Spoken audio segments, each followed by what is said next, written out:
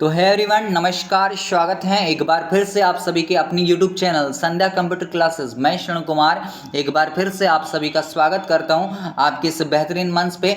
आज आपके लिए जो है महामैराथन क्लास, जैसा कि आप सभी को बोला था कि आप सभी के लिए काफ़ी शानदार और जानदार क्लासेस होने वाली है। तो मेरे विद्यार्थियों, RE-CET एग्जाम 22 जनवरी को आपका जो है हेड होने वाला है, यानी महज आपके पास में केवल एक दिन का समय है। तो मैंने जैसा कि आपसे बोला था कि RE-CET का भंडारा बहुत ही जल्द आप सभी के सामने लाने वाला हूं, तो लेके आ चुके हैं। तो मेरे विद्यार्थियों, आप सभी से उम्मीद रहेगी कि सेशन को ज़्यादा से ज़्यादा लाइक करें और चैनल पे पहली बार विजिट किया तो चैनल को सब्सक्राइब और सेशन को शेयर अवश्य करें।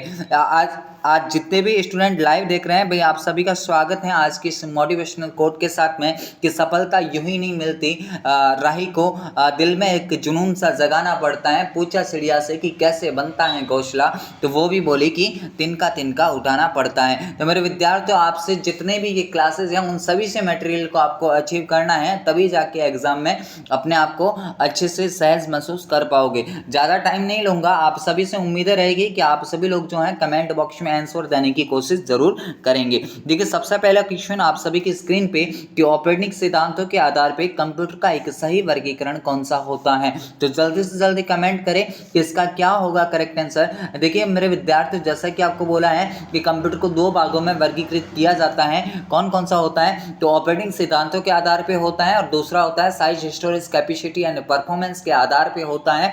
तो जैसा कि आप सभी को पता है कि ऑपरेटिंग सिद्धांतों के आधार पे अगर कंप्यूटर को वर्गीकरण करने की बात आए तो हम किसके साथ में जाएंगे? ऑप्शन डी के साथ में जाएंगे, यानी एनालॉग, डिजिटल और हाइब्रिड के साथ में जाना होता है। देखिए, एनालॉग का संबंध होता है मापन संबंधी कार्यों से, डिजिटल का होता है गणना संबंधी और हाइब्रिड का इन दोनों से संबंधित कार्यों को करने से होता है। तो मेरे विद्यार्थियों, यहाँ से लगभग आपकी जो है डाउट क्लियर हो चुका होगा। आगे जो है अगला क्वेश्चन वही मेरे ख्याल से होने वाला है कि size, storage capacity and performance के आधार पे कौन सा है। तो एक एक क्वेश्चन जैसी एग्जामिनर की अप्रोच हो सकती है उन सभी तक ले जाने की गारंटी मेरी है। आपको ईमानदारी के साथ में सेशन को देखना है। जो है आपको ये वादा करता हूं कि एग्जाम में आपके बिल्कुल यहाँ से क्वेश्चन बैठने वाले हैं। आकार, भंडारण क्षमता और प्रदर्शन के आधार पे कंप्यूटर का सही वर्गीकरण कौन सा होता है। तो आप सभी जो पूछा है कि आकार, भंडारण क्षमता और प्रदर्शन के आधार पे, आप तब तक के लिए कमेंट करें। मैं आपको बताता हूँ कि भाई जो आकार, प्रदर्शन और भंडारण क्षमता के आधार पे आपके कंप्यूटर 4 प्रकार के होते हैं। कौन कौन से होते हैं? 4 प्रकार के। तो इनमें से कौन सा दिख रहा है आपको? ऑप्शन सी, सॉरी, ऑप्शन आपको कौन सा दिख रहा है? बी दिख रहा है ना? कौन सा दिख रहा है? B, super mainframe mini micro. कौन सा दिख रहा है? Super mainframe mini micro. अब देखो, सुपर कंप्यूटर आपका सबसे शक्तिशाली कंप्यूटर होता है, मेनफ्रेम कंप्यूटर सबसे महंगा कंप्यूटर होता है, मिनी कंप्यूटर के एग्जाम्पल याद रखना K202, SDS92, टेक्सटस इंस्ट्रूमेंट TI990 और माइक्रो कंप्यूटर आपका सबसे सस्ता कंप्यूटर, सबसे छोटा कंप्यूटर। और इसके एग्जाम्पल आप याद रखना, डेस्कटॉप PC है, लैपटॉप है, आपका स्मार्टफोन है और इसके अलावा आपका टैबलेट है ना। तो और आपका नोटबुक है। ये सारे के सारे किसके एग्जाम्पल हैं? आपके माइक्रो कंप्यूटर के एग्जाम्पल होते हैं। आगे बढ़ते हैं नेक्स्ट क्वेश्चन की ओर कि कौन सा कंप्यूटर डेटा भंडारण, प्रदर्शन के मामले में और डेटा प्रोसेसिंग के मामले में सबसे शक्तिशाली कंप्यूटर का एग्जांपल होता है। तो आप सभी लोग जल्दी से जल्दी कमेंट करें क्या होगा इसका करेक्ट आंसर। और मैंने तो आपको बता दिया है कि सबसे शक्तिशाली जब भी नाम आए तो आपको किसके साथ में जाना है विद्यार्थियों? सुपर कंप्यूटर के साथ में जाना होता है। अब देखो, सुपर कंप्यूटर से और क्या क्या बातें याद रखनी है। तो आपका सबसे पहला सुपर कंप्यूटर CDC 6700 जो 1964 के अंदर बना है। और अगर भारत की बात करें कि भारत का सबसे प्रसिद्ध सुपर कंप्यूटर कौन सा है, तो परम 8000 है। वैसे अनुराग वगैरह ये भी भारत के जो है सुपर कंप्यूटर होते हैं। फुजिस्टो किसका है? जापान का है। और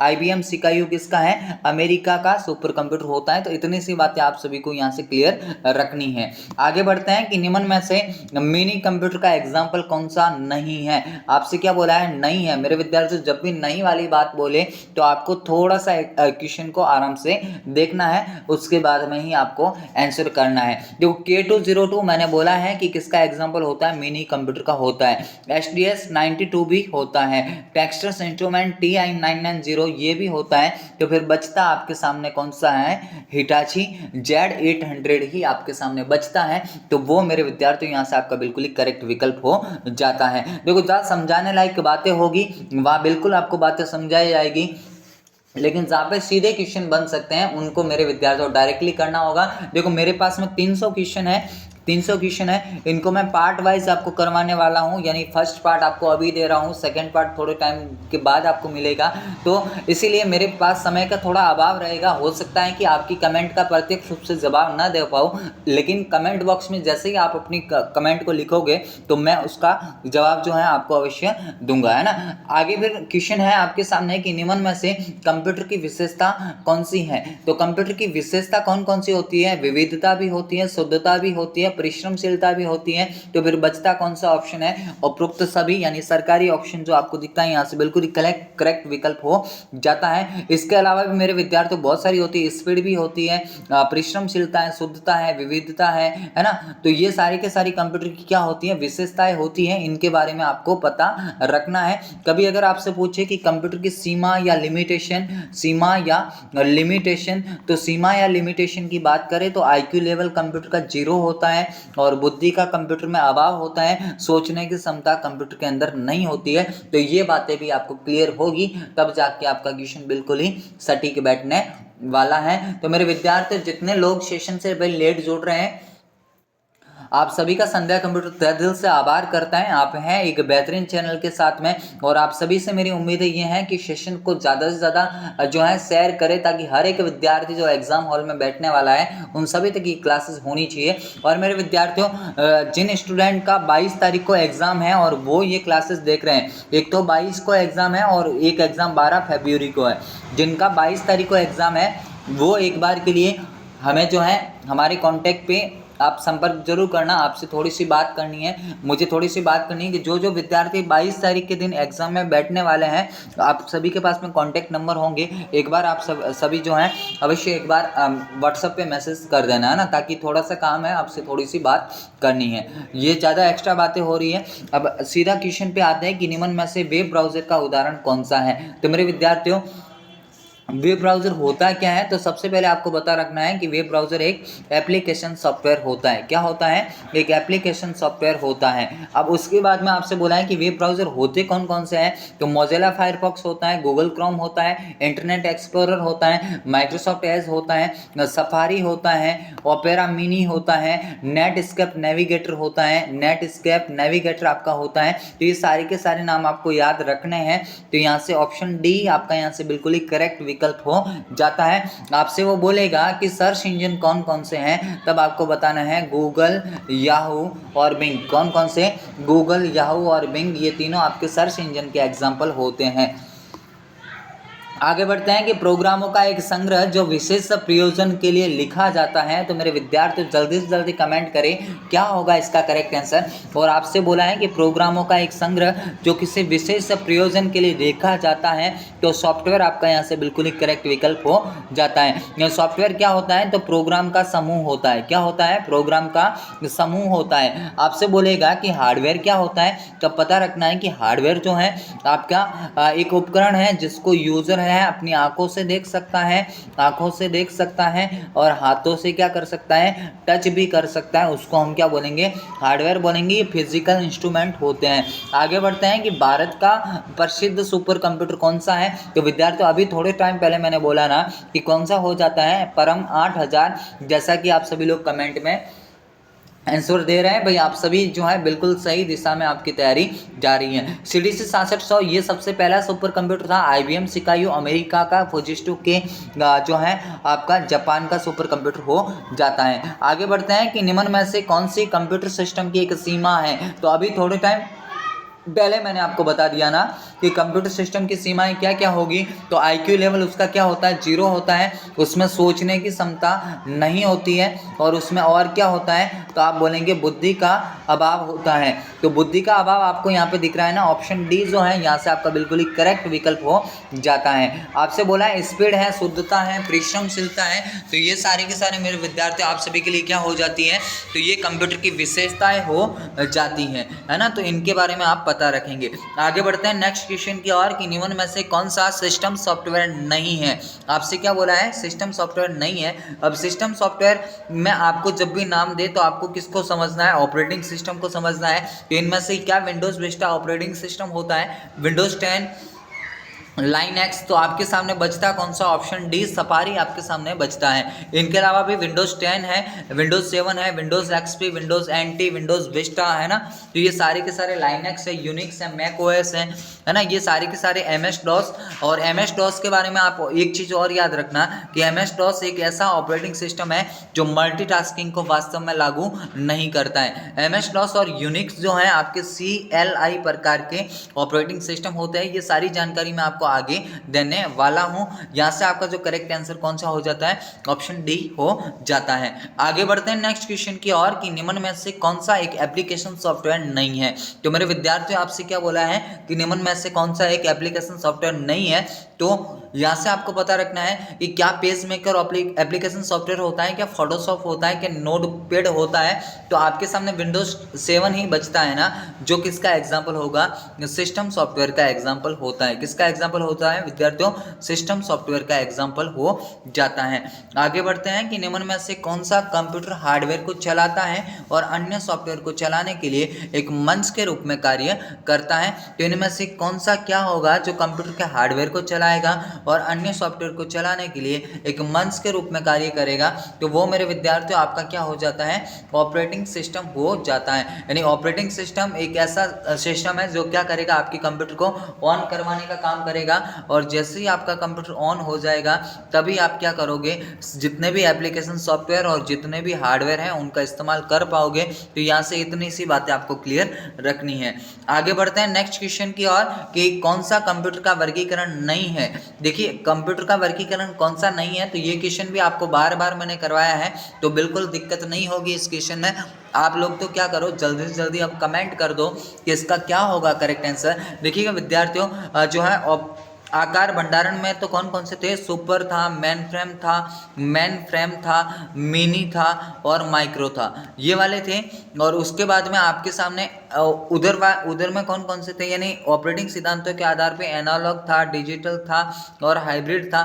तो इनमें से ऐसा कौन सा नाम है जो आपको नहीं दिखा, तो ये जो मैक्स फ्रेम है ये नाम आपको नहीं दिखा है। अब किसी के माइंड में अगर नोटबुक आ रहा है तो नोटबुक आपकी जानकारी के लिए बता दूं कि मैंने थोड़े टाइम पहले बोला ना कि ये सारे के सारे किसके एग्जाम्पल है, माइक्रो कंप्यूटर के एग्जाम्पल होते हैं। तो ऑप्शन जो बी जैसा कि आप सभी लोग दे रहे हैं बिल्कुल ही आपका करेक्ट विकल्प हो जाता है। आगे बढ़ते हैं कि घरों में कंप्यूटर का उपयोग क्या होता है। तो मेरे विद्यार्थियों घरों में कंप्यूटर का क्या उपयोग हो सकता है, क्या स्कूली बच्चों के लिए होमवर्क में इस्तेमाल होता है, क्या मनोरंजन में इस्तेमाल होता है, क्या सोशल मीडिया में इस्तेमाल होता है, या फिर आपका उपरोक्त सभी में इस्तेमाल होता है। तो यहाँ से उपरोक्त सभी वाला विकल्प आप सभी के लिए बिल्कुल ही करेक्ट हो जाता है, जैसा कि आप सभी ने कमेंट में लिखा है। आगे बढ़ते हैं कि सुपर कंप्यूटर का उपयोग क्या है।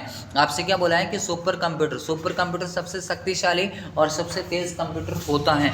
आपसे बोला है कि मौसम की भविष्यवाणी करना, भूकंप की जानकारी लेना, संचार, ये सारे के सारे विकल्प हैं।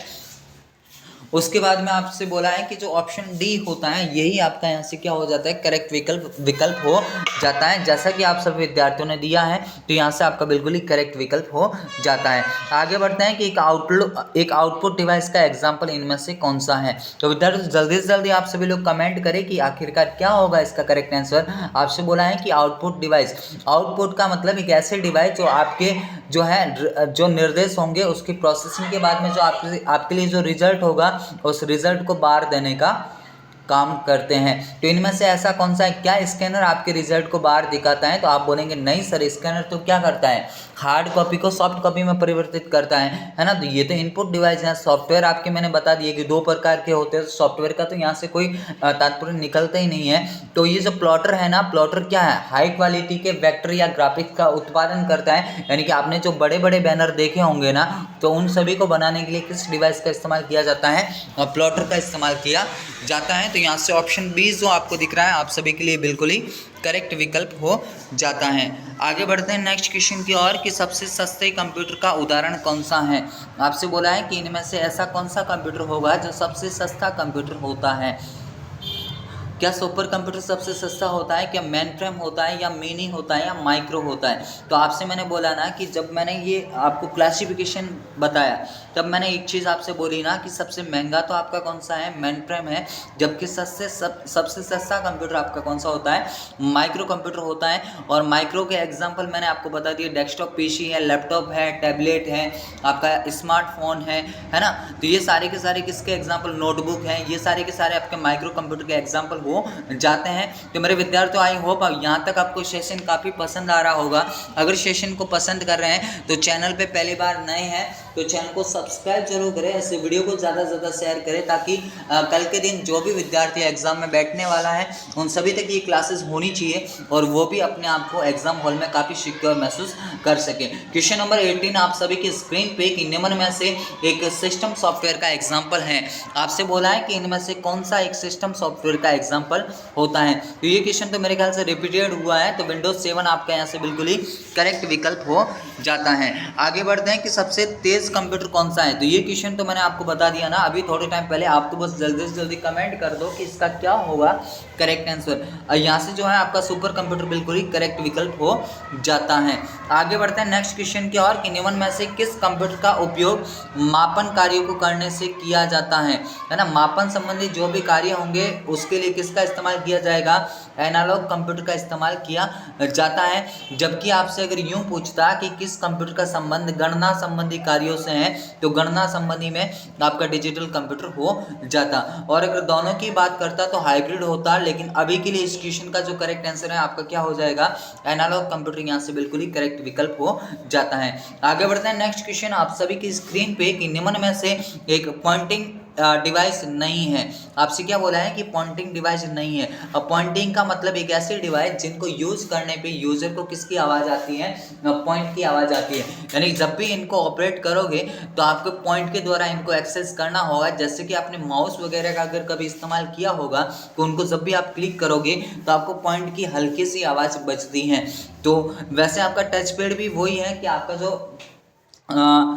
इसके बाद में आपको जॉयस्टिक दिख रहा है, ये भी आपका किसका एग्जांपल होता है, ये भी आपका किसका एग्जांपल है, पॉइंटिंग इनपुट डिवाइस का ही एग्जांपल है। लेकिन जो आपको कीबोर्ड दिखता है मेरे विद्यार्थी, कीबोर्ड आपका जस्ट एक इनपुट डिवाइस का एग्जांपल होता है। ये किसी भी प्रकार की पॉइंटिंग इनपुट डिवाइस नहीं होती है, ये किसी भी प्रकार की पॉइंटिंग इनपुट डिवाइस नहीं होती है। तो यहाँ से आपको ये बातें क्लियर रखनी है। आगे बढ़ते हैं नेक्स्ट क्वेश्चन की ओर कि कीबोर्ड में फंक्शन कुंजी का एग्जाम्पल इनमें से क्या है। तो या फिर आपसे बोला है कि फंक्शन कुंजी की संख्या कितनी होती है। आप सभी लोग जल्दी से जल्दी कमेंट करें कि आखिरकार कीबोर्ड के अंदर कितनी फंक्शन कुंजी होती है। तो आप सभी की जानकारी के लिए बता दूं कि कीबोर्ड के अंदर जो सबसे ऊपरी पार्ट में आपको F1 से F12 तक जो आपको कीज दिखती है मेरे विद्यार्थियों, उनको फंक्शन की बोला जाता है। इनकी संख्याएं कितनी होती है, 12 होती है। तो ऑप्शन बी आपका यहाँ से करेक्ट हो जाता है। अब थोड़ी सी जानकारी आपको यहाँ से रखनी है कि F1 का इस्तेमाल हेल्प एंड सपोर्ट के लिए किया जाता है, F2 का रीनेम के लिए, F3 का फाइंड के लिए, F4 का अल्ट के साथ में करोगे तो कंप्यूटर को शटडाउन स्थिति में लाने के लिए किया जाता है, F5 को रिफ्रेश करने के लिए किया जाता है, F7 स्पेलिंग एरर या जो ग्रामेटिकल जितने भी एरर हैं उनको पता करने के लिए किया जाता है, और F12 का इस्तेमाल जो है आपका सेव एज के लिए किया जाता है। तो इतनी सी बातें आप सभी को पता रखनी है। अब मेरे विद्यार्थियों, सेव एज क्या होता है तो आपको ये बातें भी पता रखनी है कि सर सेव एज क्या है, कि आपने कोई भी फाइल पहले से सेव कर रखी है, उसमें अगर आप किसी प्रकार का संशोधन करते हैं तो वो मेरे विद्यार्थियों आपके किसके अंदर आती हैं, सेव एज के अंदर उसको गिना जाता है। यानी सेव फाइल थी, उसको अगर आप वापस सेव कर रहे हो तो वो प्रोसेस आपकी क्या कहलाती है, सेव एज कहलाती है। यहाँ से इस क्वेश्चन का correct answer option number B हो जाता है, यानी कि 12 आपका यहाँ से बिल्कुल ही करेक्ट विकल्प हो जाता है। आगे बढ़ते हैं क्वेश्चन नंबर 23 आप सभी की स्क्रीन पे कि कंट्रोल शिफ्ट और अल्ट कुंजी को किस अन्य नाम से जाना जाता है। देखिए कंट्रोल है, अल्ट है, शिफ्ट है, इनके हमेशा याद रखना कि जब भी आप इनको सिंगल क्लिक करोगे तो ये सिंगल यूज नहीं होगा। तो जब सिंगल यूज नहीं होगा इसका मतलब क्या है कि इनको किसी न किसी की के साथ में जोड़कर ही इनका इस्तेमाल किया जा सकता है। और जब अपन किसी को किसी के साथ में जोड़ते हैं तो कॉमनली भाषा में हम बोलते हैं कि एक कॉम्बिनेशन हम बना रहे हैं। तो इसीलिए इन तीनों कुंजी को अपन क्या नाम देंगे, कॉम्बिनेशन की नाम देंगे। जैसा कि आप सभी लोग इस स्क्रीन पे दिख रहे हो, आप सभी कमेंट दिख रही हैं, आप सभी लोग जो है करेक्ट विकल्प मुझे दे रहे हैं। आगे बढ़ते हैं नेक्स्ट क्वेश्चन की ओर कि किस इनपुट डिवाइस का उपयोग ग्राफिकल इमेज बनाने के लिए किया जाता है। अब देखो यहाँ से आपसे बोला है कि कौन सी इनपुट डिवाइस ऐसी है जिसका उपयोग ग्राफिकल इमेज को बनाने के लिए किया जाता है। तो आप जल्दी से कमेंट करें, तब तक मैं आपको बताता हूँ कि जो जॉयस्टिक है इसका उपयोग वीडियो गेम को कंट्रोल करने के लिए किया जाता है। ट्रैक पॉइंट का उपयोग है इनका जो है आप एक प्रकार से बोल सकते हो ट्रैक बॉल, ट्रैक पॉइंट इनका जो है ये भी एक प्रकार का जॉयस्टिक ही है, इसका इस्तेमाल भी जो है जॉयस्टिक की भांति होता है। ग्राफिकल टैबलेट इसका इस्तेमाल ही मेरे विद्यार्थियों किसकी भांति होता है, आपका ग्राफिकल इमेज को बनाने के लिए इसका इस्तेमाल किया जाता है। फिर आपसे बोला है कि स्कैनर, तो स्कैनर विद्यार्थियों क्या हो जाता है, एक इनपुट डिवाइस है जो ऑप्टिकल प्रकार की इनपुट डिवाइस है जो हार्ड कॉपी को सॉफ्ट कॉपी में कन्वर्ट करने के लिए इस्तेमाल की जाती हैं। तो इतनी सी बातें अगर आपको क्लियर है तो आपका क्वेश्चन बिल्कुल बैठने वाला है एग्जाम में। या इसी पीडीएफ से मेरे विद्यार्थी आपके क्वेश्चन फंसने वाले हैं। एग्जामिनर की जितनी भी अप्रोच होगी उन सभी तक ले जाने की जिम्मेदारी मेरी होगी। बस आप तो केवल के सेशन को ईमानदारी के साथ देखिएगा, और जो विद्यार्थी अभी तक भी सेशन से नहीं जुड़े हैं उन सभी विद्यार्थियों को क्या करेंगे, आप इस सेशन तक लेके आएंगे ताकि उनको भी पता चले कि एक ऐसी क्लास जो एग्जाम पे सीधा वार करने वाली है। आपके सामने क्वेश्चन नंबर 25 कि मिडी का पूरा नाम क्या है। जल्दी से जल्दी आप सभी लोग कमेंट करें, तब तक मैं आपको बताता हूं कि मिडी जस्ट एक क्या है, इनपुट डिवाइस है जिसका इस्तेमाल मेरे विद्यार्थियों संगीत के क्षेत्र में किया जाता है, यानी म्यूजिक के क्षेत्र में किया जाता है। तो जैसे ही मैंने म्यूजिक नाम लिया होगा थोड़ा बहुत आइडिया आप सभी के दिमाग में आ चुका होगा कि म्यूजिकल इंस्ट्रूमेंट डिजिटल इंटरफेस, ऐसा ऑप्शन आपको कौन सा दिख रहा है, musical instrument digital interface option आपका जो बी है यहाँ से बिल्कुल ही करेक्ट विकल्प हो जाता है। शायद ऑप्शन सी में भी यही बातें बोली है ना। हाँ, तो दोनों के दोनों विकल्प सही है, आप इनमें से कोई भी मान सकते हो। म्यूजिकल इंस्ट्रूमेंट डिजिटल इंटरफेस ये वाला विकल्प आपका बिल्कुल ही करेक्ट हो जाता है। आगे बढ़ते हैं। एक तो आपसे ये मिडी बोला, आगे मैं आपको MICR का भी पूरा नाम बताने वाला हूँ। आगे बढ़ते हैं नेक्स्ट क्वेश्चन 26 आप सभी की स्क्रीन पे। आप सभी से उम्मीद है कि जल्दी से जल्दी आप कमेंट की बौछार लगाएंगे। मेरे विद्यार्थियों कमेंट करने से क्या होता है कि आपको भी आपकी तैयारी आंकने का एक मौका मिलता है कि रख हौसला वो मंजर भी आएगा, प्यासे के पास समंदर भी आएगा, यूं थक कर ना बैठे मंजिल के मुसाफिर, इस बार मंजिल भी मिलेगी और उसको मिलने का मजा भी आएगा। तो 22 तारीख के दिन एग्जाम पे बिल्कुल फतेह होने वाली है। आप तो दमादम इस सेशन को लाइक शेयर एंड सब्सक्राइब करें, बाकी की जिम्मेदारी इस क्लास भी छोड़ दीजिएगा। एक ऐसी क्लास जो आपको एग्जाम हॉल में जो है बिल्कुल सहज महसूस करवाने वाली है। बाकी जो भी विद्यार्थी हैं उनसे आप आगे इस बार रहने वाले हैं। मेरे विद्यार्थियों आप सभी की स्क्रीन पर 26 नंबर क्वेश्चन की पेन या पेंसिल से बनाए गए जो निशान हैं उनको जो है आप पूर्व निर्धारित प्रकार की पहचान करने के लिए इसमें से किसका इस्तेमाल किया जाता है। तो विद्यार्थी यहाँ से जो है आपका OMR जैसा कि आप मुझे दे रहे हैं बिल्कुल ही करेक्ट विकल्प हो जाता है। आप सभी की जानकारी के लिए बता दूं कि OMR का पूरा नाम ऑप्टिकल मार्क रीडर होता है, OCR का पूरा नाम ऑप्टिकल कैरेक्टर रिकॉग्निशन होता है, BCR का पूरा नाम बार कोड रीडर होता है, और मिडी का पूरा नाम म्यूजिकल इंस्ट्रूमेंट डिजिटल इंटरफेस होता है, और MICR का पूरा नाम मैग्नेटिक इंक कैरेक्टर रिकॉग्निशन होता है। इतनी सी बातें क्लियर मीन्स आपका क्वेश्चन जो है इस बार यहाँ से फंसने वाला है। आगे बढ़ते हैं नेक्स्ट क्वेश्चन की MICR का पूरा नाम। तो भाई अभी बता दिया, आप तो जल्दी से जल्दी सारे के सारे कमेंट कर दो, है ना, ये क्या होगा इसका करेक्ट आंसर। जल्दी से जल्दी आप सभी की कमेंट का बेसब्री से इंतजार है। आप जो है जल्दी से जल्दी कमेंट करें कि MICR का पूरा नाम क्या हो सकता है। तो आप सभी को मैंने बोला ना कि मैग्नेटिक इंक कैरेक्टर रिकॉग्निशन, ये सारी के सारे इनपुट डिवाइस के एग्जाम्पल हैं जो अभी हाल ही में मैंने आपको बात की है।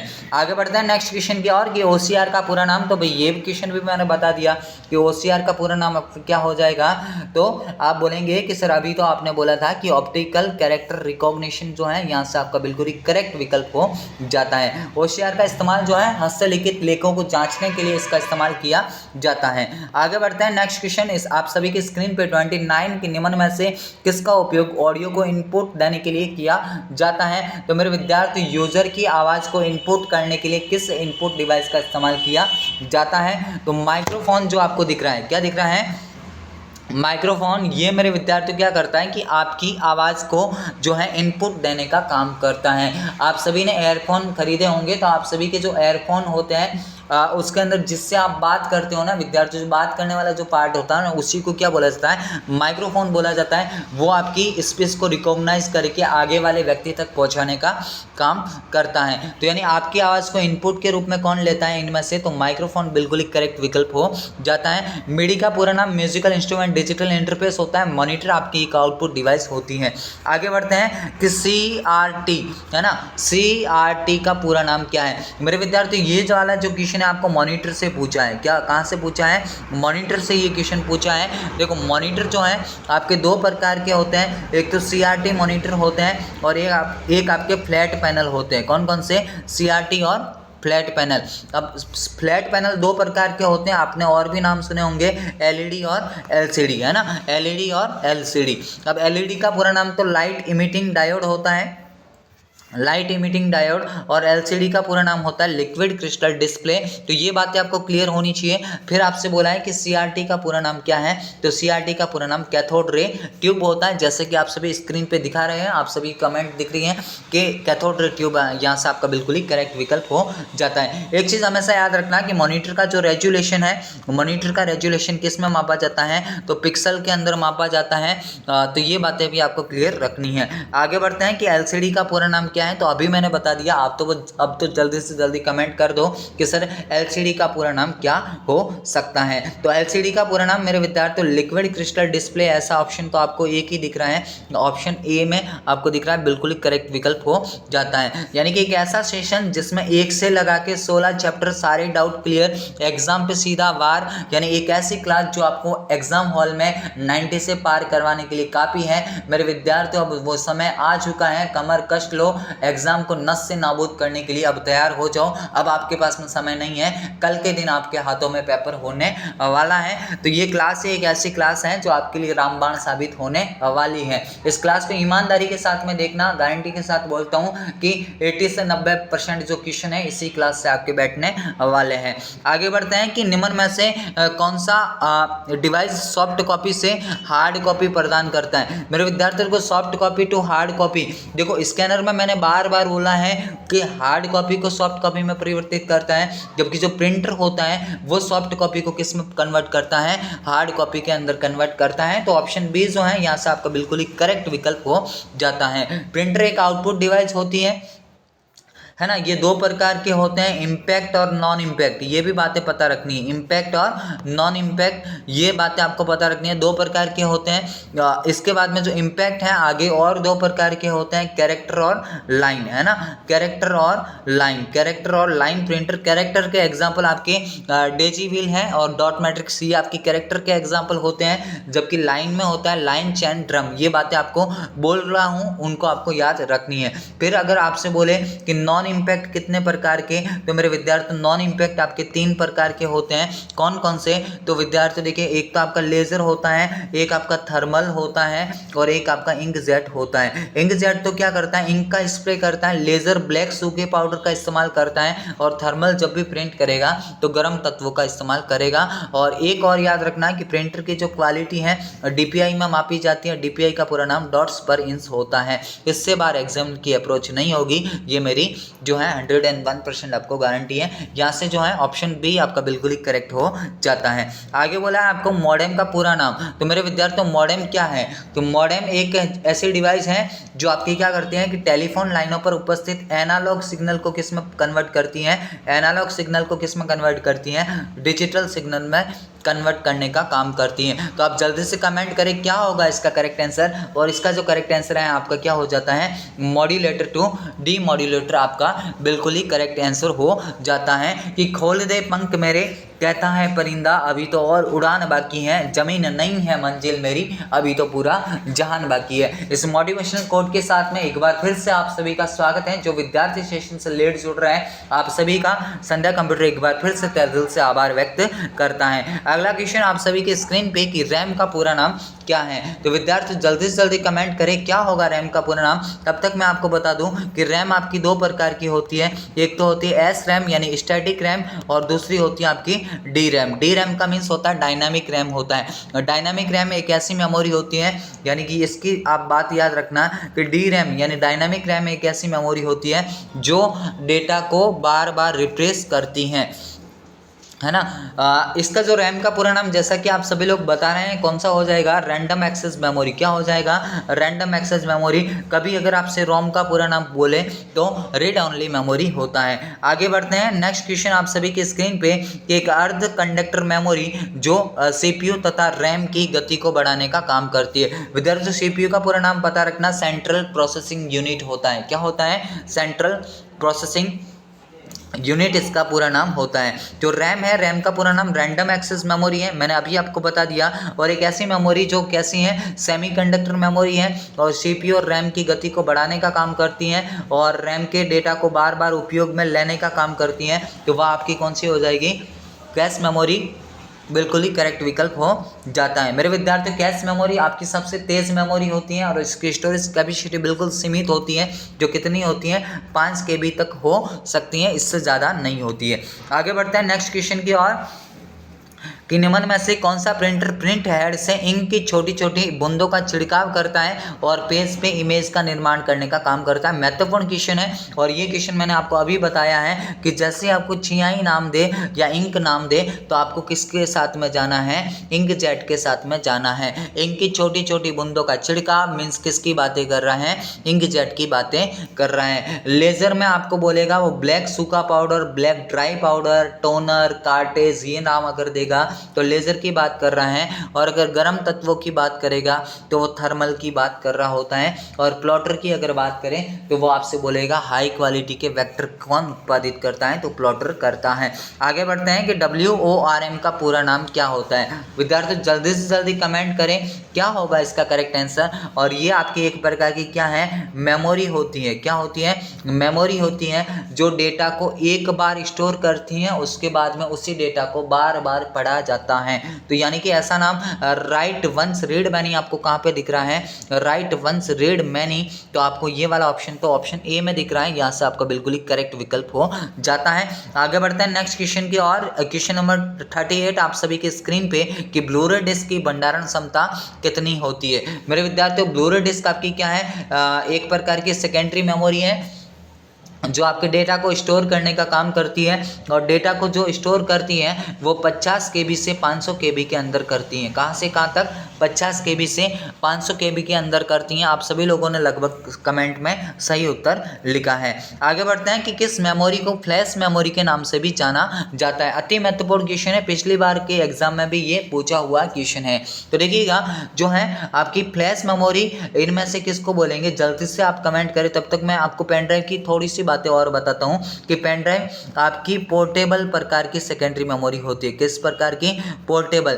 पोर्टेबल का मतलब होता है एक ऐसी मेमोरी जिसको पोर्ट में डालकर उसका इस्तेमाल किया जाएगा। सर पोर्ट कौन सा, तो पोर्ट विद्यार्थी कौन सा, USB। USB का पूरा नाम यूनिवर्सल सीरियल बस होगा। कौन सा होगा, यूनिवर्सल सीरियल बस उसका पूरा नाम होगा। और इसी पोर्ट के अंदर आपको किसको डालना है, पेन ड्राइव को डालना है। और इसी पेन ड्राइव को मेरे विद्यार्थी क्या बोला जाता है, फ्लैश मेमोरी के नाम से जाना जाता है। लगभग आप सभी विद्यार्थियों ने करेक्ट ऑप्शन दिया है भाई, आप सभी की तैयारी बिल्कुल ही सही दिशा के अंदर जा रही है। आगे बढ़ते हैं कि डेजीविल प्रिंटर एक प्रकार है, इनमें से किसका प्रकार होगा मेरे विद्यार्थियों? डेजीविल प्रिंटर। तो डेजीविल प्रिंटर मैंने अभी आपको बताया ना कि डेजीविल कैरेक्टर का एग्जाम्पल होता है। किसका एग्जाम्पल होता था? डेजीविल और डॉट मैट्रिक्स कैरेक्टर का एग्जाम्पल होता है। अब कैरेक्टर ऑप्शन में नहीं है तो सर हम क्या करें? तो कैरेक्टर अगर ऑप्शन में नहीं है तो विद्यार्थियों आपको किसके साथ में जाना है? इम्पैक्ट के साथ में, क्योंकि इम्पैक्ट का ही भाग होता है कैरेक्टर और लाइन, है ना।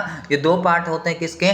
इम्पैक्ट के पार्ट होते हैं। तो अगर कैरेक्टर ऑप्शन में नहीं है तो वो ऑलरेडी किस में आ जाता है? इम्पैक्ट के अंदर आ जाता है। ऑप्शन सी आप सभी के लिए बिल्कुल ही करेक्ट विकल्प हो जाता है। आगे बढ़ते हैं नेक्स्ट क्वेश्चन की ओर कि कंप्यूटर के साथ संयोजन में कौन सा प्रिंटर जो है प्रिंट करते समय टोनर या कार्टेज ब्लैक सुगे पाउडर का इस्तेमाल करता है? तो अभी इतनी जब बातें बोल दी हैं तो क्वेश्चन मेरे ख्याल से पकड़ में आ चुका होगा कि इसका जो करेक्ट आंसर सर हमारे लिए क्या होने वाला है? लेजर प्रिंटर होने वाला है। थर्मल, अब याद रखना है कि थर्मल किसका उपयोग करेगा? गर्म तत्वों का इस्तेमाल करेगा, तो ये बातें भी पता रखनी है। डेजीविल एक प्रकार का कैरेक्टर प्रिंटर यानी इम्पैक्ट प्रिंटर होता है।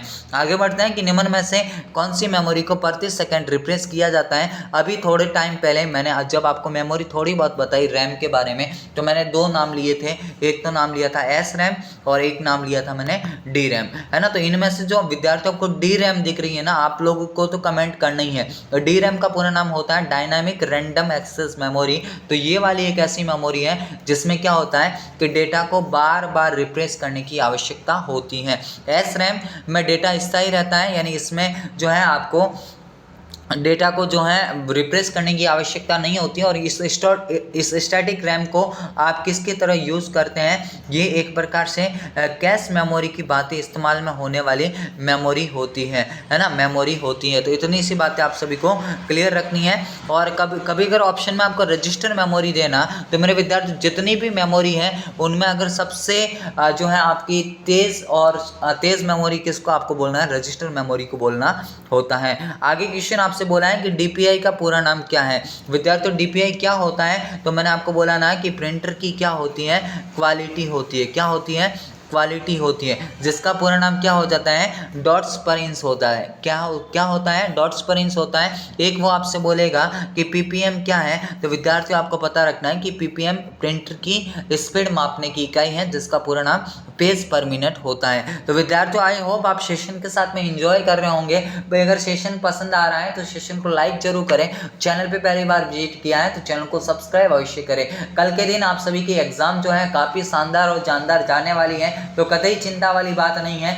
आप बिल्कुल सेफ जोन के साथ में तैयारी कर रहे हैं। मेरे विद्यार्थियों वही क्वेश्चन आपके सामने है जो एग्जामिन की अप्रोच होगी, यानी आपके सिलेबस से बाहर ना तो मैं क्वेश्चन आपको करवाने वाला हूं, और अगर सिलेबस से बाहर कभी कभार क्वेश्चन आ भी जाते हैं तो उनके बोनस दिलवाने की गारंटी आपकी इस टीम की रहने वाले हैं। तो कतई चिंता वाली बात नहीं है। आप तो बस तैयारी अपनी ओर से पूरी दमखम के साथ कीजिएगा। इस बार जो है एग्जाम में फतेह करके आने वाले हैं। आपके कंप्यूटर को कॉन्फ़िगरेशन से क्या मतलब होता है? तो विद्यार्थियों प्रोसेसर विनिर्देशन भी होता है, मेमोरी भी होता है, हार्ड डिस्क भी होता है। तो सरकारी ऑप्शन डी जो है उपरोक्त सभी आपका यहाँ से बिल्कुल ही करेक्ट विकल्प हो जाता है। अगला क्वेश्चन काफ़ी इंपॉर्टेंट क्वेश्चन है, ये भी आप सभी के लिए कि रैम एक वॉलेटाइल मेमोरी होती है। क्या बोला है आपको?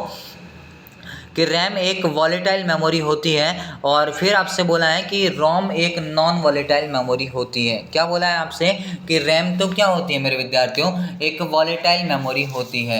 आपसे बोला है कि रैम एक वॉलेटाइल मेमोरी और रोम एक कैसी है? Non volatile memory. देखो सबसे पहले तो आप सभी को बातें याद रखनी है कि रैम रोम दोनों कैसी मेमोरी है? आपकी प्राइमरी मेमोरी ही होती है। कैसी मेमोरी होती है? प्राइमरी मेमोरी ही होती है। लेकिन जो है आपकी रैम जो मेरे विद्यार्थियों आपकी कैसी हैं? वॉलेटाइल होती हैं। और जो रोम है आपकी कैसी होती है? नॉन वॉलेटाइल होती हैं। तो दोनों के दोनों कथन आपके यहाँ से क्या हो जाते हैं? सही हो जाते हैं। वक्तव्य 1 और 2 आपके दोनों सही हैं। अब आप बोलेंगे कि सर वॉलेटाइल क्या होते हैं? तो विद्यार्थियों वॉलेटाइल में क्या होता है कि लाइट जाने के साथ साथ अपने डेटा को खो देती है, जबकि जो है नॉन वॉलेटाइल क्या होती है कि लाइट जाने के बाद में भी अपने अंदर डेटा को स्टोर रखने का काम करती हैं। अब टॉपिक नंबर 3 के क्वेश्चन आप सभी के सामने आ चुके हैं। 2 चैप्टर अपने कंप्लीट कर दिए हैं कि ऑपरेटिंग सिस्टम का मुख्य कार्य क्या होता है, तो रिसोर्स का मैनेजमेंट भी वो करता है, एप्लीकेशन और यूज़र के मध्य संवाद करवाने की भी काम करता है और प्रोग्राम का एग्जीक्यूशन भी करता है यानी क्रियान्वयन भी करता है। तो सरकारी ऑप्शन डी आपका यहाँ से बिल्कुल ही करेक्ट विकल्प हो जाएगा। आगे बढ़ते हैं कि GUI का पूरा नाम क्या है। विद्यार्थियों अति महत्वपूर्ण क्वेश्चन है आप सभी के लिए, है ना। ऐसा का ऐसा आपसे क्वेश्चन दिया जा सकता है कि GUI का पूरा नाम क्या है। तो GUI का पूरा नाम जल्दी से कमेंट करें, तब तक मैं आपको बताता हूँ कि GUI से जो आधारित जो ऑपरेटिंग सिस्टम है उनके नाम क्या है। तो विंडोज़ के जितने भी वर्जन हैं, विंडोज़ के सभी वर्जन इसके अंदर आएंगे, है ना।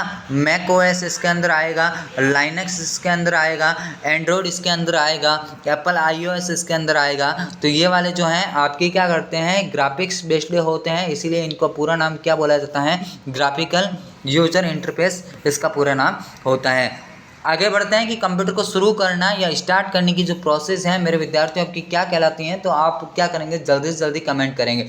अब देखो जो इसका करेक्ट आंसर जैसा कि आप दे रहे हैं, बूटिंग बिल्कुल करेक्ट होगा। बूटिंग दो प्रकार की होगी, कोल्ड और वार्म होती है।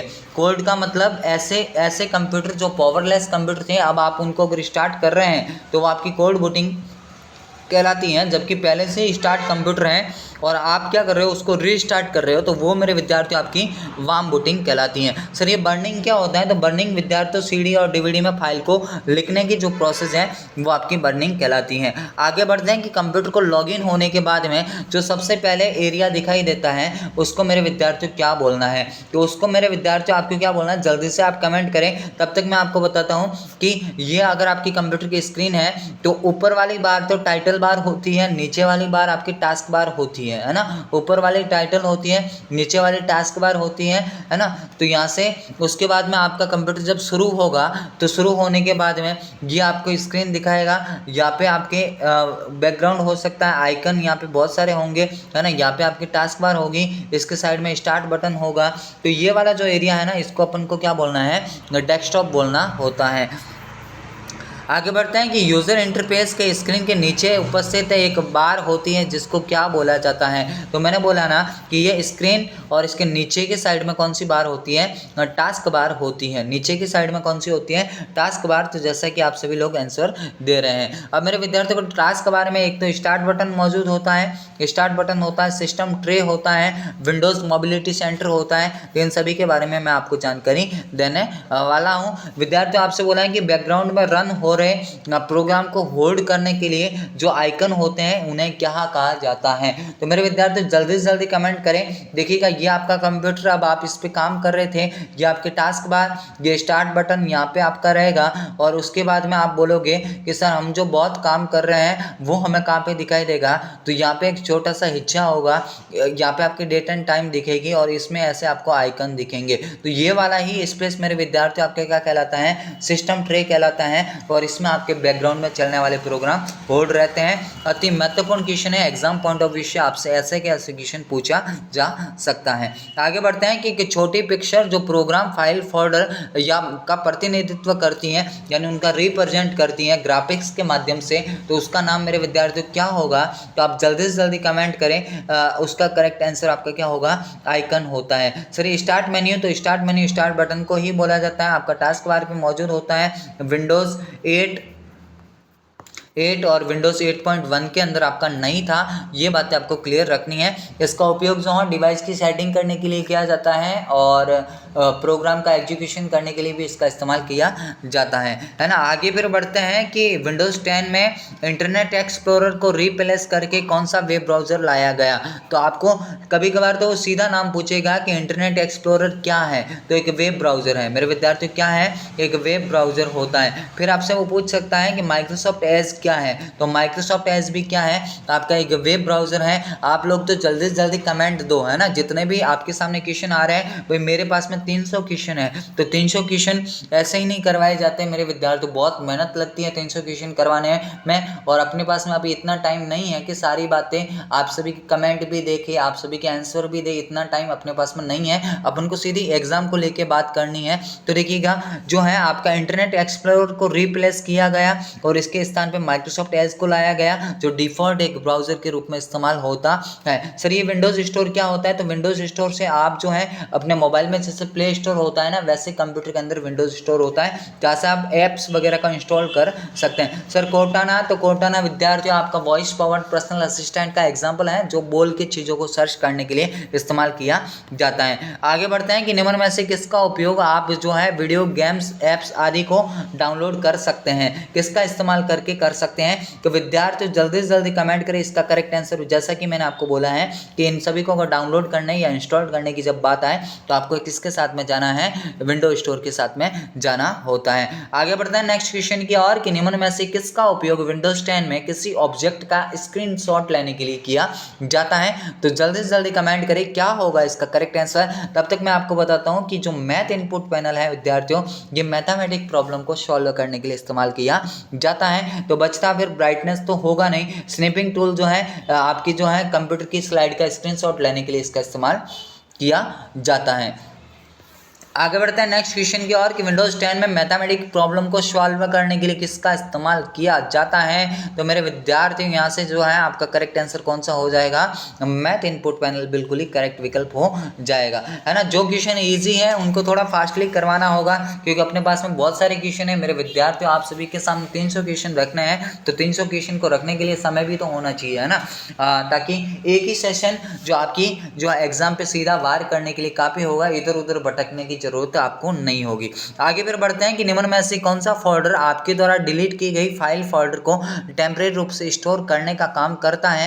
तो मेरे विद्यार्थियों आपने क्या किया कि अपने कंप्यूटर सिस्टम से फाइल या फोल्डर को डिलीट कर दिया, तो अब वो आपको कहाँ पे दिखेगा ये जानकारी आपसे पूछिए। तब तक मैं आपको बताता हूँ कि ये फोल्डर क्या होता है। तो विद्यार्थियों फोल्डर आपको याद रखना है कि एक ऐसा नामित स्थान होता है जहाँ पर फाइलों को संग्रहित किया जाता है। आइकन मैंने आपको बता दिया कि एप्लीकेशन प्रोग्राम को रिप्रेजेंट करने वाले जो ग्राफिक्स होंगे वो आपके आइकन कहलाएंगे, जबकि इसका जो करेक्ट आंसर है आपका क्या हो जाएगा? रिसाइकल बिन हो जाता है। रिसाइकल बिन से फाइलों को पुनः रिस्टोर कर सकते हैं, बिल्कुल अपन कर सकते हैं। और इसको खाली करने के लिए पूरा का पूरा साफ करने के लिए एम्प्टी रिसाइकल बिन का इस्तेमाल किया जाता है। इसके अलावा आपसे वो पूछेगा कि गलत कथन कौन सा है, जो आगे क्वेश्चन आने वाला है तो उसमें मैं आपको बताने वाला हूँ।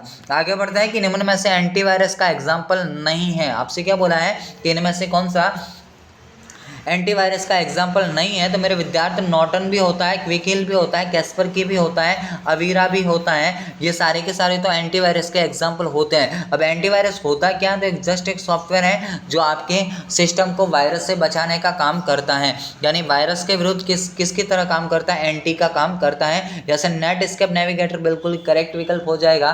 क्यों होगा सर ये? क्योंकि नेट स्केप नेविगेटर विद्यार्थी आपका किसका एग्जाम्पल है? वेब ब्राउजर का एग्जाम्पल होता है। आपसे बोला है कि कॉपी करने की जो शॉर्टकट कुंजी है, कॉपी करने की शॉर्टकट कुंजी के रूप में किसका इस्तेमाल किया जाता है? तो कॉपी के लिए तो किसका करोगे भाई? ये तो इजी क्वेश्चन है ना, कंट्रोल के साथ में सी, है ना। अगर पी का आपको बोले तो प्रिंट के लिए किसका करोगे? पी का। और कंट्रोल के साथ में अगर वी प्रेस कर रहे हो तो इसका मतलब आप क्या कर रहे हो? पेस्ट कर रहे हो। कंट्रोल के साथ में एच जो है आपकी सेव के लिए होती है ना। इसके अलावा कंट्रोल प्लस एच जो है आपकी रिप्लेस के लिए होती है, कंट्रोल प्लस के हाइपर लिंक के लिए होती है, कंट्रोल एन आपकी न्यू के लिए, और जो है पावर पॉइंट में स्लाइड को इंसर्ट करने के लिए आपकी कौन सी होती है? कंट्रोल के साथ में एम होती है। आगे बढ़ते हैं नेक्स्ट क्वेश्चन कि निम्न में से कौन सा विंडोज में प्रारंभ बटन नहीं था? तो मैंने बोला ना कि स्टार्ट बटन किस में नहीं था, तो मैंने बार बार विद्यार्थियों बोला है कि एक तो विंडोज 8 और 8.1 दो ऐसे विंडोज हैं जिसके अंदर क्या नहीं था? तो स्टार्ट बटन नहीं था। ऑप्शन सी यहाँ से आपको बिल्कुल ही करेक्ट विकल्प हो जाता है। आगे बढ़ते हैं कि विंडोज में स्टार्ट बटन का इस्तेमाल किसके लिए किया जाता है? तो जल्दी से जल्दी कमेंट करें। और यहाँ से एप्लीकेशन को लॉन्च करना, डिवाइस की सेटिंग करना, सिस्टम को बंद करना, सरकारी ऑप्शन बिल्कुल ही करेक्ट विकल्प हो जाएगा। आगे बढ़ते हैं कि निम्न में से कौन सा operating system graphical user interface को या फिर इंटरफेस का उदाहरण नहीं है? आपसे एग्जाम में पूछेगा जीयूआई का पूरा नाम, ग्राफिकल यूजर इंटरफेस। तब तक आप जल्दी से जल्दी कमेंट करें क्या होगा इसका करेक्ट आंसर। तब तक मैं बताता हूं कि दो विंडोज ऐसे हैं, MS DOS और यूनिक्स। MS DOS और यूनिक्स ये मेरे विद्यार्थी किसको लागू करते हैं, तो CLI को अप्लाई करते हैं, है ना, ये इसको नहीं करते हैं। तो ऑप्शन डी यहाँ से आपका बिल्कुल ही करेक्ट हो जाता है। MS DOS एक ऐसा ऑपरेटिंग सिस्टम है जो मल्टीटास्किंग को वास्तव में लागू नहीं करता है। ये बात बार बार बोल रहा हूँ क्योंकि एग्जाम में पूछी जाने वाली बातें हैं। आपसे बोला है कि निम्न में से कौन सा ऑपरेटिंग सिस्टम मल्टीटास्किंग को वास्तव में लागू नहीं करता।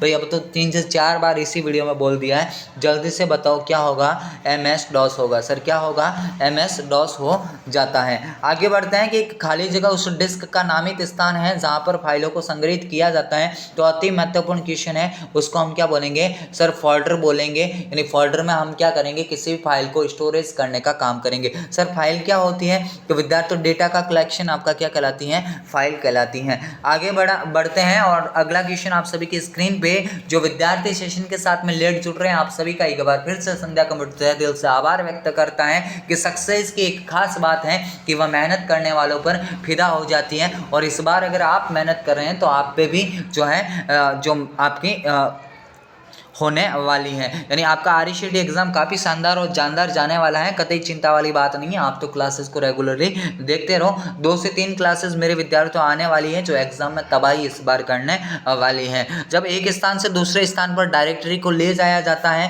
तो इनमें से क्या होगा, तो मेरे विद्यार्थियों डायरेक्टरी का मतलब वो किसकी बात कर रहा है, फोल्डर की बात कर रहा है। तो जब अपन फोल्डर को अपन कई स्थानांतरित करते हैं तो उसके अंदर से सभी फाइलें भी स्थानांतरित हो जाती हैं। तो ये बात करेक्ट है। फिर आपसे बोला है कि उस फोल्डर के अंदर के सभी उप फोल्डर है ना, जो आपके सब फोल्डर होते हैं वो भी चले जाते हैं क्या, तो हाँ ये भी सही है। फिर आपसे बोला है कि फोल्डर तो चला जाएगा लेकिन फाइलें नहीं, तो ऐसा तो होगा नहीं। तो फिर आपका ऑप्शन ए व बी दोनों करेक्ट हो जाता है, जैसा कि आप सभी लोग कमेंट दे रहे हैं। क्वेश्चन जो चैप्टर 4 आप सभी के सामने स्टार्ट हो चुका है। आगे बढ़ते हैं कि ISP का पूरा नाम क्या है। विद्यार्थी जल्दी से कमेंट करें, तब तक मैं आपको बताता हूँ कि ISP क्या है। एक टेलीकॉम कंपनी है। क्या है विद्यार्थियों, टेलीकॉम कंपनी है जो आपको इंटरनेट की सेवाएं प्रदान करने का काम करती है। मान के चलो कि आपके सामने अगर जियो की आपके पास में सिम कार्ड है, एयरटेल की है, वोडाफोन की है, आइडिया की है, जो कुछ भी आपके लिए सिम कार्ड है वो आपको इंटरनेट की सेवाएं प्रदान करती है और वो आपके लिए किसकी तरह काम करती है, ISP की तरह काम करती है। तो इंटरनेट सर्विस प्रोवाइडर, जैसा कि आप सभी लोग ऑप्शन दे रहे हैं सी विकल्प, यहाँ से आपका बिल्कुल ही करेक्ट हो जाता है। आगे बढ़ते हैं कि कौन से डिवाइस टेलीफोन लाइनों पर उपस्थित एनालॉग सिग्नल को डिजिटल में बदलने का काम करती है। तो भाई मैंने बार बार बताया ये वाला क्वेश्चन, अब तो आपसे उम्मीद है कि आप कमेंट बॉक्स में बौछार लगा दो कि सर इसका तो क्या होगा, मॉडेम होने वाला है। मॉडेम का विद्यार्थी पूरा नाम क्या हो जाएगा, मॉड्यूलेटर टू डीमॉड्यूलेटर हो जाता है। ISP का पूरा नाम इंटरनेट सर्विस प्रोवाइडर होता है। वाईफाई का पूरा नाम वायरलेस फिडिलिटी होता है। और डायल अप आपका क्या है, एक धीमी प्रकार की इंटरनेट कनेक्टिविटी है जो आजकल विलुप्त हो चुकी है। आगे बढ़ते हैं कि ब्रॉडबैंड की स्पीड किस में मापी जाती है। तो जल्दी से जल्दी कमेंट करें कि इसका क्या होगा करेक्ट आंसर। मेरे विद्यार्थियों समय की थोड़ी सी मर्यादा है, इसलिए हम क्या करेंगे, सेशन को थोड़ा सा फास्टली करेंगे क्योंकि हमें और भी क्वेश्चन लाने हैं, है ना। आपको तो ये जितने भी बातें बोल रहा हूँ इसमें आपका पूरा का पूरा सिलेबस आ चुका है, तो बिल्कुल कतई चिंता वाली बात नहीं है। जो बातें बोल रहा हूँ वो भी इंपॉर्टेंट है, जो आपको स्लाइड पे दिखाई जा रही है वो भी आप सभी के लिए काफ़ी महत्वपूर्ण बातें हैं। ब्रॉडबैंड की स्पीड किस में मापी जाती है, तो Mbps यानी मेगाबिट्स पर सेकेंड आपका यहाँ से बिल्कुल करेक्ट विकल्प हो जाता है। एक क्वेश्चन वो आपको हमेशा देगा कि 1 MB बराबर किसके होता है, तो 1024 KB के बराबर होता है। ऐसा सेट आपको वो देगा। हो सकता है कि वो आपसे पूछे कि 1 GB किसके बराबर होता है, तो विद्यार्थी 1024 MB के बराबर होता है। जब भी इस सेट की बात करें तो पता रखना 1024 की बात करेगा, सबसे छोटी MB है। ऐसे बड़ी यूनिटों में बात कर रहा हूँ कि सबसे छोटी MB है, फिर आपकी GB है, सबसे छोटी KB, फिर आपकी MB, फिर GB, फिर TB, है ना। ये जो बड़ी बड़ी यूनिट है उनकी बात करो, बाकी तो बिट्स बाइट निबल वगैरह ये भी होते हैं, इतनी डेप्थ में आपको नहीं पूछा जाएगा, है ना। फिर आपसे बोला है कि वाईफाई का पूरा नाम, तो मैंने बता दिया ना कि वाईफाई का पूरा नाम तो क्या है। आप जल्दी से कमेंट करो, तब तक आपको बताता हूँ कि वाईफाई लैन प्रकार का नेटवर्क होता है। और लैन में भी कौन सा, तो मेरे विद्यार्थियों WLAN होता है। कौन सा, WLAN। WLAN का मतलब होता है वायरलेस लोकल एरिया नेटवर्क। इसकी जो रेंज होती है 20 मीटर तक होती है। और इसका जो करेक्ट आंसर, जैसा कि आप सभी लोग स्क्रीन पे दे रहे हैं, कौन सा, वायरलेस फिडिलिटी आपका यहाँ से बिल्कुल करेक्ट विकल्प हो जाएगा। ये एक प्रकार की इंटरनेट कनेक्टिविटी है जिसमें वायर की आवश्यकता आवश्यकता आपको नहीं होती है। फिर आपसे बोला है अति महत्वपूर्ण क्वेश्चन है आप सभी के एग्जाम पॉइंट ऑफ व्यू से कि www का पूरा नाम क्या हो जाता है। तो विद्यार्थी जल्दी से जल्दी कमेंट करें कि क्या होगा www का पूरा नाम। तब तक मैं आपको बताता हूँ कि www आपका ओपन सोर्स इंफॉर्मेशन सेंटर होता है। क्या होता है? ओपन सोर्स इंफॉर्मेशन सेंटर आपका क्या कहलाता है? www कहलाता है। इसका जो है इसका आविष्कार, इसको बनाया किसने था या फिर इसका आविष्कार किसने किया? तो लैरी पेज ने किया था, है ना। इन्होंने ही किया था, टिम बर्नर्ली और लैरी पेज ने, तो इन दोनों ने ही किया है। आप सभी को पता रखना है। फिर आपसे बोला है कि www का पूरा नाम, तो वर्ल्ड वाइड वेब आपका, ऐसा ऑप्शन आपको कहाँ पे दिख रहा है? World wide web, option A ही आपको दिख रहा है, तो यहाँ से बिल्कुल करेक्ट विकल्प हो जाता है। आगे बढ़ते हैं नेक्स्ट क्वेश्चन की और। आप सभी की स्क्रीन पे आप सभी को दिख रहा है कि DSL का पूरा नाम क्या है। विद्यार्थी जल्दी से जल्दी कमेंट करें कि क्या होगा इसका करेक्ट आंसर। अब आप बोलेंगे कि सर ये DSL क्या होता है, तो जानकारी के लिए बता दूं कि DSL एक क्या है? कनेक्टिविटी का प्रकार होता है। एक केबल कनेक्टिविटी है जिसको क्या बोला जाता है? डिजिटल सब्सक्राइबर लाइन बोला जाता है। इसका पूरा नाम क्या है? Digital subscriber line. ऐसा ऑप्शन आपको कहाँ पे दिख रहा है? ऑप्शन बी दिख रहा है, जैसा कि आप सभी जो है कमेंट बॉक्स में आंसर दे रहे हैं। आगे आपसे बोला है कि एक निजी नेटवर्क जो केवल उस संगठन के कर्मचारियों के लिए या निजी कंपनियों के लिए ही सुलभ होता है, यानी कि वो व्यक्ति ही इसका इस्तेमाल कर सकते हैं। तो मेरे विद्यार्थी जल्दी से जल्दी कमेंट करें क्या होगा इसका करेक्ट आंसर। और आप बोलेंगे कि सर इन दोनों में से ही एक होगा, तो वो तो भैया हमें भी पता है, लेकिन आपको बताना है कि इनमें से कौन सा होगा, है ना। तो इंटरनेट जो है, इंटरनेट क्या है? एक सार्वजनिक नेटवर्क है, नेटवर्कों का नेटवर्क है, सूचना का सुपर हाईवे है, दो अलग अलग नेटवर्कों के मध्य सूचना का ट्रांसमिशन होता है। फिर आपसे बोला है इंट्रानेट, इंट्रानेट एक निजी नेटवर्क होता है, और जैसे ही निजी नाम आया तो आपने इस ऑप्शन को चूज किया कि सर इसका करेक्ट आंसर क्या होगा? इंट्रानेट होता है। आगे बढ़ते हैं कि एक वेब संसाधन का संदर्भ जो एक कंप्यूटर नेटवर्क पर उस संसाधन का स्थान दर्शाता है जहां तक पहुंचने के लिए इस्तेमाल किया जाता है। यानी कि सिंपली बात हो रही है कि आपकी किसकी बात कर रहा है? वो URL की बात कर रहा है। किसकी बात कर रहा है? URL की बात करता है। URL का पूरा नाम यूनिफॉर्म रिसोर्स लोकेटर होता है। क्या होता है? यूनिफॉर्म रिसोर्स लोकेटर होता है। ये किसी भी वेबसाइट का एक क्या होता है? एड्रेस होता है। अब आप बोलेंगे सर एड्रेस कैसे है? तो आपकी जानकारी के लिए बता दूं कि आपने कभी ना कभी ऐसे नाम देखे होंगे, पैडलॉक वगैरह देखा होगा, फिर आपने देखा होगा www.google.com, है ना, google.com। मान के चलो कि ये गूगल का क्या है? एड्रेस है, तो ये एड्रेस ही उसके लिए क्या है? URL का काम करता है।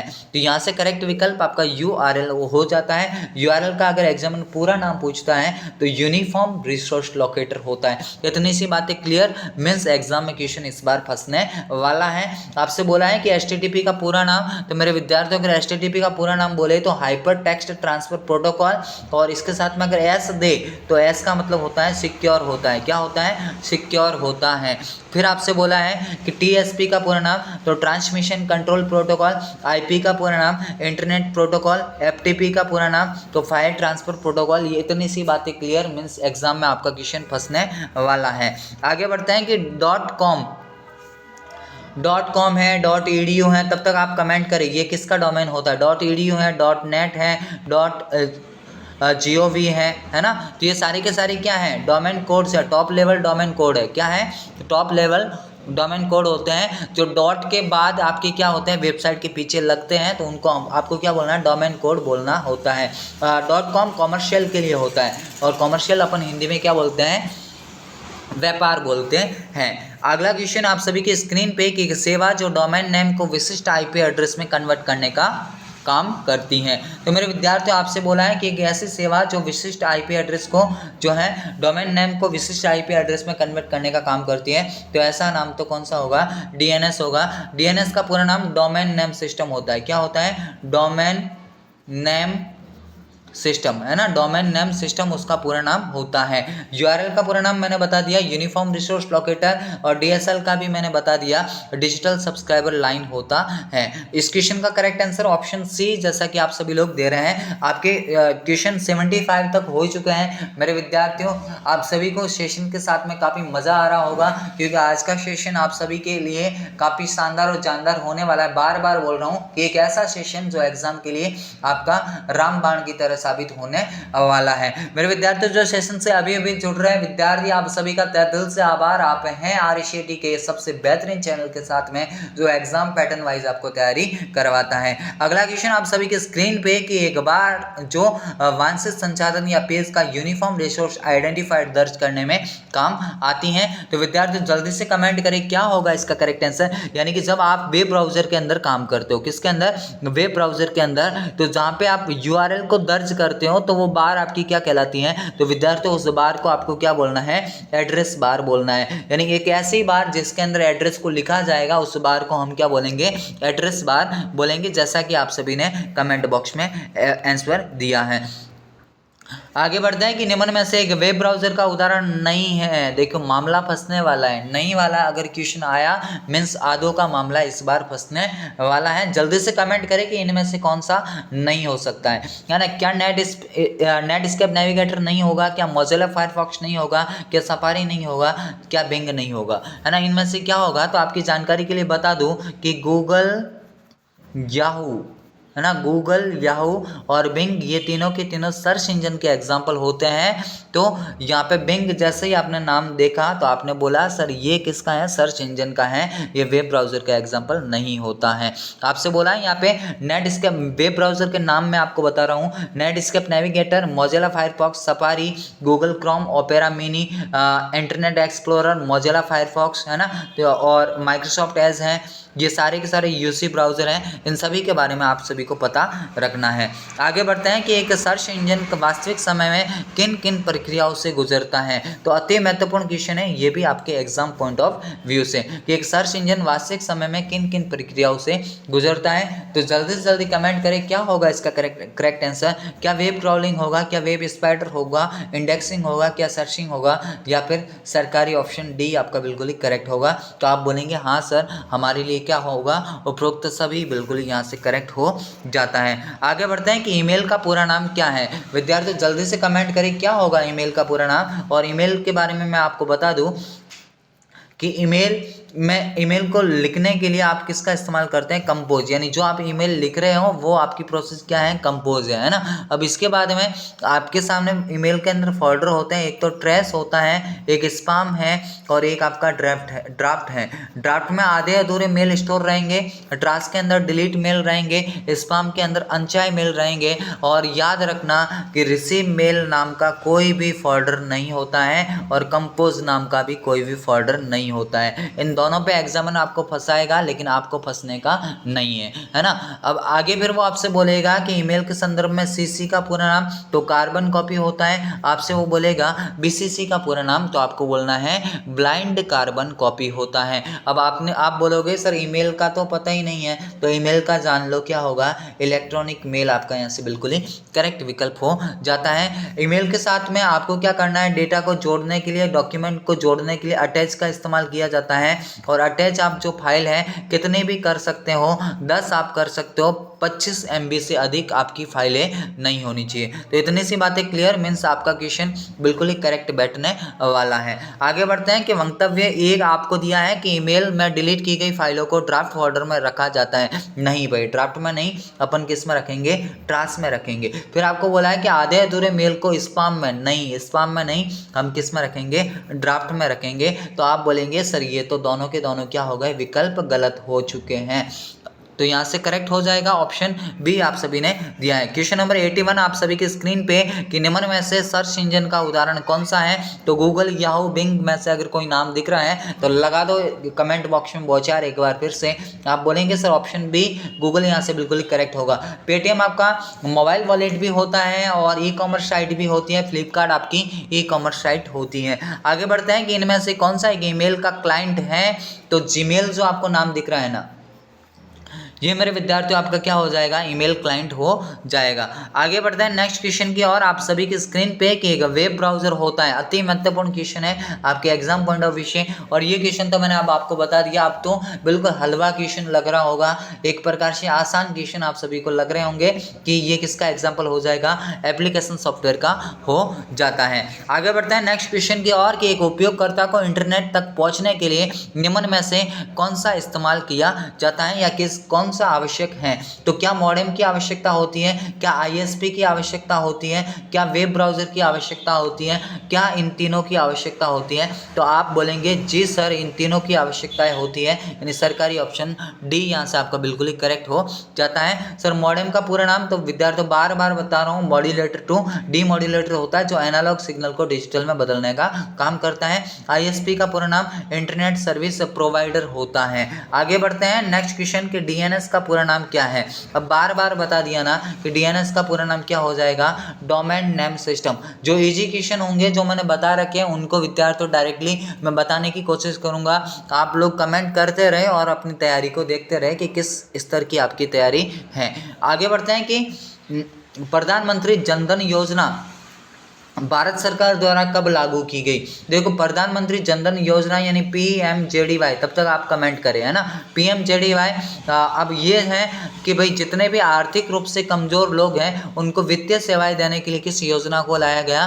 पीएमजेडीवाई को लाया गया। और इसकी जो शुरुआत है अगस्त 2014 के अंदर हुई है। ऑप्शन ए आप सभी के लिए बिल्कुल ही करेक्ट विकल्प हो जाता है। आपसे बोला है कि सीवीवी सुरक्षा कोड कितने अक्षर के होते हैं? आप जल्दी से कमेंट करें, तब तक मैं आपको सीवीवी का पूरा नाम बताता हूं। सीवीवी का पूरा नाम होता है कार्ड वेरिफिकेशन वैल्यू। क्या होता है? Card verification value. ये 3 अंकों की संख्याएं होती हैं जो कार्ड को वेरिफिकेशन देने के लिए इस्तेमाल की जाती हैं। किसी भुगतान को करते समय डेबिट कार्ड में इनका इस्तेमाल किया जाता है। आगे बढ़ते हैं कि एक इलेक्ट्रॉनिक उपकरण जिसका इस्तेमाल खुदरा स्थानों पर यानी रिटेल स्थानों पर कार्ड का भुगतान करने के लिए किया जाता है। तो मेरे विद्यार्थी यहाँ से जो है इसका जो करेक्ट आंसर क्या डेबिट कार्ड होगा, क्या क्रेडिट कार्ड होगा, क्या पीओएस होगा? तो आप बोलेंगे सर जी बिल्कुल क्या होगा, पीओएस होगा, जिसका पूरा नाम क्या है? पॉइंट ऑफ सेल है। क्या है? पॉइंट ऑफ सेल है, जो एक मशीन है जो क्रेडिट कार्ड और डेबिट कार्ड को स्वाइप करके आपको भुगतान की प्रणाली को सरल बनाने में काम करती है। आगे बढ़ते हैं कि भीम का पूरा नाम क्या है? मेरे विद्यार्थी जल्दी से जल्दी कमेंट करें कि भीम का पूरा नाम क्या होता है। अब भीम आपका एक मोबाइल वॉलेट है, ये भारत सरकार द्वारा बनाया गया है, यानी अपने इंडिया का क्या है, मोबाइल वॉलेट का एग्जांपल है। अब भीम का पूरा नाम क्या हो जाएगा? Bharat interface for money. ऐसा ऑप्शन आपको कहीं पे दिख रहा है क्या? आप बोलेंगे जी सर बिल्कुल, ऑप्शन ए दिख रहा है जिसका नाम क्या है, भारत इंटरफेस फॉर मनी होता है। अगला क्वेश्चन, नेक्स्ट क्वेश्चन आप सभी की स्क्रीन पे, यूएसएसडी का पूरा नाम क्या है? तो जल्दी से जल्दी कमेंट करें क्या होगा यूएसएसडी का पूरा नाम। आप सभी की कमेंट का बेसब्री से इंतजार। जो विद्यार्थी सेशन के साथ में लेट जुड़ रहे हैं भैया आप सभी का तहे दिल से आभार। आप हैं आरईसीडी के एक नंबर 1 चैनल के साथ में, बेहतरीन चैनल के साथ में जो एग्जाम पैटर्न वाइज आपको तैयारी करवाता है और इस बार आपकी भी एग्जाम में बेड़ा पार करवाने वाला है। विद्यार्थी जो सेशन 3 क्लासेज लगभग लाने वाला हूँ 300 प्रश्नों की, तो उन तीनों को जो कुछ भी देख लेगा गारंटी के साथ बोलता हूँ कि एग्जाम में बाकी स्टूडेंट से अपने आप को जो है अच्छा स्तर का महसूस करोगे, यानी 35 में से आप 30 से ऊपर क्वेश्चन आसानी से हिट करके आओगे। ये आप खुद ब खुद देख लेना, है ना। Unstructured supplementary service data, option A जो है आपका बिल्कुल ही करेक्ट विकल्प हो जाता है। फिर आपसे बोला है कि यूपीआई का पूरा नाम क्या है? जल्दी से जल्दी कमेंट करें क्या होगा यूपीआई का पूरा नाम। तो विद्यार्थियों यूपीआई का पूरा नाम आपका क्या हो जाता है? तो यूनिफाइड पेमेंट इंटरफेस। ऐसा कोई आपको ऑप्शन दिख रहा है क्या? आप बोलेंगे जी सर बिल्कुल दिख रहा है, ऑप्शन सी आपको दिख रहा है। और ये जो है एनपीसीआई द्वारा जारी किया गया है। सर ये एनपीसीआई क्या होता है? तो national payment corporation of India होता है, राष्ट्रीय भुगतान निगम द्वारा यूपीआई को बनाया गया है। फिर आपसे नेक्स्ट क्वेश्चन बोला है कि यूपीआई के संदर्भ में पुश टेक्नोलॉजी का मतलब क्या है? पुश का मतलब होता है धक्का देना। भाई धक्का आप किसको दोगे?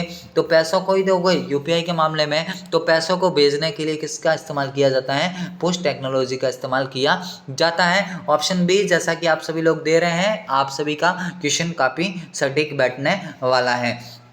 ये भी महत्वपूर्ण क्वेश्चन है कि पीएमजेडीवाई प्रधानमंत्री जनधन योजना में खाता खोलने के लिए कितनी राशि की आवश्यकता होती है? तो कोई भी रुपया आपका नहीं लगेगा, आपको तो बस डॉक्यूमेंट लेके जाना है और आपका खाता खोला जाएगा, है ना।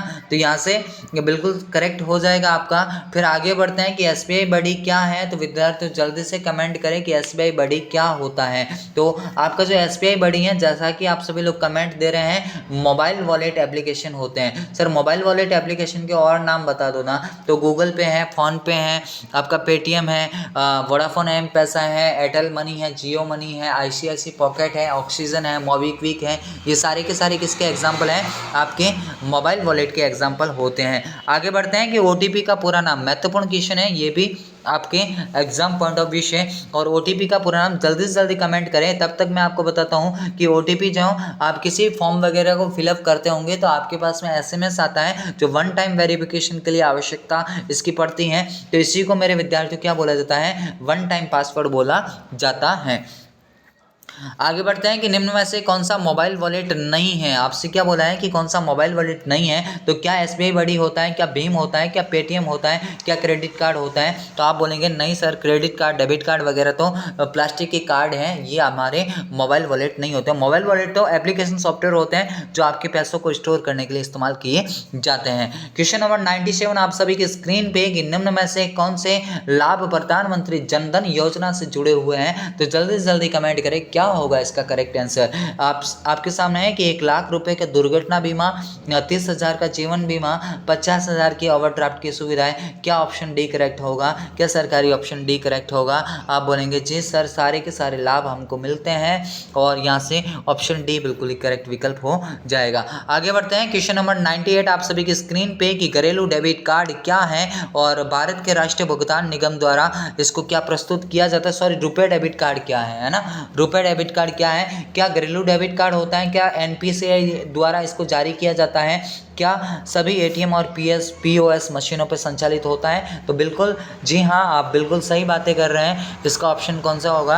ऑप्शन डी होगा। POS का पूरा नाम पॉइंट ऑफ सेल होगा। क्वेश्चन नंबर 99 आप सभी की स्क्रीन पे जो विद्यार्थी सेशन से लेट जोड़ रहे हैं, भाई बार बार बोल रहा हूँ कि सेशन को आपको अधिक से अधिक शेयर करना है। आप सभी का संध्या कंप्यूटर तहे दिल से स्वागत करता है आज की इस बेहतरीन क्लास के अंदर। RCD का भंडारा 300 प्रश्नों के साथ एग्जाम हॉल में आपको दहाड़ने पे मजबूर करेगा। मेरे विद्यार्थियों, वही क्वेश्चन आपके समक्ष हैं जो एग्जाम में आपसे पूछे जाएंगे कि निम्न में से ऑनलाइन बैंकिंग का फायदा नहीं है तो क्या नहीं है ना?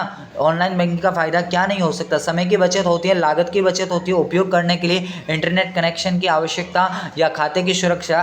तो आप बोलेंगे सर जो ऑप्शन सी होता है ना, ये वाला लाभ नहीं होगा, क्योंकि इंटरनेट कनेक्शन की आवश्यकता ये एक रिक्वायरमेंट होती है, ना कि हमें कोई लाभ है इससे। यानी अगर आपको ऑनलाइन बैंकिंग करनी है तो इनकी आवश्यकता आपको पड़ेगी। फिर क्वेश्चन नंबर 100 आप सभी के सामने शतक लग चुका है और मैं क्या करूँगा कि 100 क्वेश्चन की 3 शिफ्ट लेके आने वाला हूँ। तो मेरे विद्यार्थियों, तीनों शिफ्ट को आपको देखना है, ये आपके एग्जाम में तबाही करने वाली हैं। AEPS का पूरा नाम आधार इनेबल्ड पेमेंट सिस्टम, ऐसा आपको कोई ऑप्शन दिख रहा है क्या? है ना? तो ऐसा ऑप्शन आपको कौन सा दिख रहा है? ऑप्शन ए दिख रहा है, बिल्कुल ही करेक्ट हो जाएगा। तो ये थे मेरे विद्यार्थी आपके टॉप मोस्ट 100 क्वेश्चन। फिर क्वेश्चन यही PDF मैं आपके सामने वापस लेके आऊँगा अगली क्लास के अंदर। तो आई होप आपने जो है लाइव सेशन को काफ़ी इंजॉय किया। आप सभी बधाई के पात्र हैं। आप सभी कमेंट बॉक्स में ज़रूर लिखिए कि आज की क्लास आपको कैसी लगी है। इसके बाद बैक टू बैक आपको 3 क्लासेस मिलने वाली हैं, तो आप चिंता मत करो। RCD का भंडारा बहुत देर तक आपका चलने वाला है। तो विद्यार्थियों, आप सभी से उम्मीद है कि आपको सेशन काफ़ी पसंद आया होगा। सेशन काफ़ी शानदार और जानदार था। अगर पसंद आया है तो लाइक बटन पे अपना जो है क्लिक कीजिएगा और जो लाइक शेयर ज़्यादा से ज़्यादा बढ़ाएगा और सेशन के साथ में अधिक से अधिक स्टूडेंट को जोड़िएगा। अभी के लिए इतना ही, मिलूंगा एक नेक्स्ट सेशन के साथ में। तब तक के लिए जय हिंद, वंदे मातरम, जय भारत।